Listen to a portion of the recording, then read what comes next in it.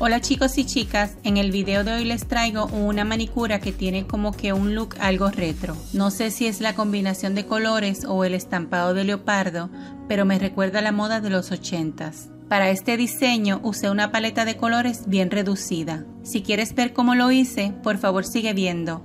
Y si aún no te has suscrito a mi canal, aprovecha y hazlo ahora para más tutoriales como este. Estos son los productos que estaré usando. Encontrarás más detalles en la cajita de información.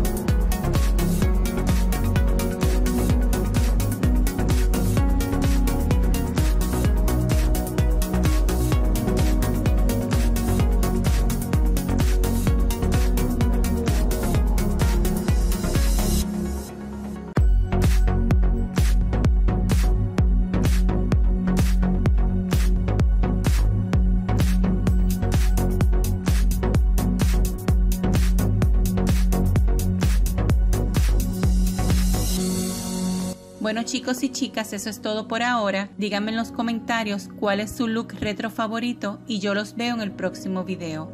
Cuídense mucho y cuiden de sus uñas. Bye.